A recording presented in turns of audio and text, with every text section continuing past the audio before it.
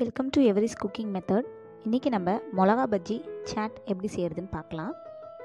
அதுக்கு முன்னாடி எவரிஸ் குக்கிங் மெத்தடை சப்ஸ்கிரைப் பண்ணிக்கோங்க. மறக்காமல் பெல் ஐக்கானை கிளிக் பண்ணி ஆல் என்ற ஆப்ஷனை கிளிக் பண்ணிக்கோங்க. அப்போ தான் நான் அப்டேட் பண்ணுற வீடியோ எல்லாமே உங்களால் பார்க்க முடியும். இதுக்கு பார்த்தீங்கன்னா நான் 1 கப்பு கடலை மாவு எடுத்திருக்கேன். எந்த கப்பில் எடுத்தோமோ அதில் 1/4 கப் அளவு தான் நீங்கள் அரிசி மாவு போடணும். இதுக்கு நான் கொஞ்சமாக மஞ்சள் பொடி சேர்த்துக்கிறேன், ஒரு 1/4 டேபிள் ஸ்பூன் கிட்ட. அப்புறமா பேக்கிங் சோடா கொஞ்சமாக ஒரு பிஞ்ச் சேர்த்துக்கிறேன், அது ஆப்ஷனல் தான். இது பார்த்திங்கன்னா ஓமம். நம்ம பெருங்காயம் போடுவோம், இது நான் ஓமம் இந்த மாதிரி கசக்கி போட்டுக்கிறேன். இது உப்பு. பெருங்காயம் வேணும்னா நீங்கள் ஆட் பண்ணிக்கலாம், நான் இன்றைக்கி சேர்க்கல. இப்போது இதுக்கு தேவையான அளவு நம்ம தண்ணி விட்டு கலந்துக்கலாம். ரொம்ப தின்னாக கலக்கக்கூடாது மிளகா பஜ்ஜிக்கு, அப்போது அந்த பேட்டரில் இந்த மிளகா ஒட்டாது. இந்த அளவுக்கு நீங்கள் கன்சிஸ்டன்சி கலந்துக்கணும். கொஞ்சம் திக்காகவே கலந்துக்கோங்க, அப்போ தான் உங்களுக்கு மிளகா பஜ்ஜி நல்லா வரும். இது பார்த்திங்கன்னா இது பெரிய மிளகா, இது அந்தளவுக்கு காரம் இருக்காது. இது இந்த மாதிரி கொஞ்சம் அந்த எண்டில் கட் பண்ணி விட்டுக்கோங்க, அப்போ தான் உங்களுக்கு பஜ்ஜி போடுற அளவு கரெக்டாக இருக்கும். இப்போது எல்லா மிளகாவையும் நான் இந்த மாதிரி தேவைப்படுற அளவுக்கு கட் பண்ணி எடுத்துக்கிறேன். இது ஒன் சைடு மட்டும் நீங்கள் மாவு கோட் பண்ணி போடணும். இப்போ பாருங்கள், ஒரு பக்கம் மட்டும் மாவு கோட் பண்ணுற மாதிரி போடுங்க, உங்களுக்கு பஜ்ஜி நல்லா வரும், மிளகா பஜ்ஜி.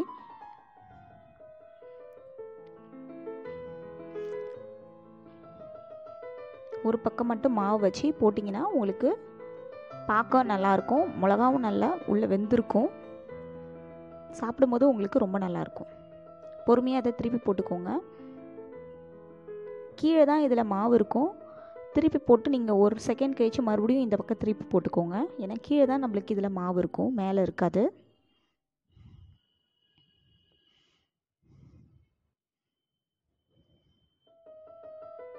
இப்போ இதை நம்ம ட்ரைன் பண்ணி எடுத்துக்கலாம். இப்போது இதை நடுவில் நம்ம ஸ்ப்ளிட் பண்ணிக்கலாம் நைஃப் வச்சு. நம்ம உள்ளே கொஞ்சம் ஸ்டஃபிங் பண்ண போகிறோம், அதனால்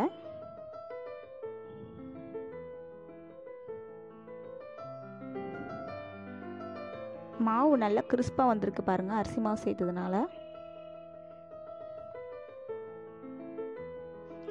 இதில் நம்மளுக்கு விருப்பப்படி போட்டுக்கலாம். நான் இன்றைக்கி மல்லாட்டை, இந்த மாதிரி கார மல்லாட்டை, வெங்காயம், அப்புறம் ஓம்பொடி, கொஞ்சமாக தக்காளி எடுத்து வச்சுருக்கேன். இதை வச்சு நான் மேலே டாப்பிங் பண்ண போகிறேன். கொத்தமல்லி இருந்துச்சுன்னா அதுவும் நல்லாயிருக்கும். முக்கியமாக வெங்காயம் போட்டு நீங்கள் டாப்பிங் பண்ணணும். இது உள்ளே ஸ்டஃப் பண்ணிக்கிறேன், நம்ம அந்த ஸ்ப்ளிட் பண்ணி விட்டதில் ஸ்டஃப் பண்ணிக்கிறேன். தக்காளி கொஞ்சமாக போட்டுக்கோங்க, தக்காளி கொஞ்சம் நல்லா ஃபைனாக சாப் பண்ணி போட்டுக்கோங்க,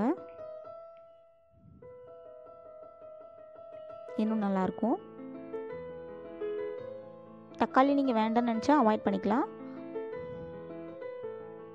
இது மேலே நான் ஓம்பொடி கொஞ்சமாக சேர்க்குறேன். நம்ம மசாலா பூரிக்கெலாம் மேலே டாப்பிங் போடுவோம்ல, அதே சேம் தான். இது இந்த மல்லாட்டை, கார மல்லாட்டை, இது ஒரு நல்ல ஃப்ளேவர் கொடுக்கும். ரெடி ஆயிடுச்சு. ஃபைனலாக உங்களுக்கு தேவைப்பட்டால் அந்த புளிப்பு டேஸ்ட்டுக்காக நான் லெமன் ஆட் பண்ணிக்கிறேன், இது ஆப்ஷனல் தான். இது இந்த மாதிரி சாப்பிடும்போது உங்களுக்கு ரொம்ப டேஸ்ட்டாக சூப்பராக இருக்கும். இது நார்மலாக நம்ம பஜ்ஜி சாப்பிட்றதோட இந்த மாதிரி நீங்கள் கொஞ்சம் டிஃப்ரெண்ட்டாக சாப்பிட்டு பாருங்கள். இன்னொரு வீடியோவில் சந்திக்கிறேன். தேங்க்ஸ் ஃபார் வாட்சிங்.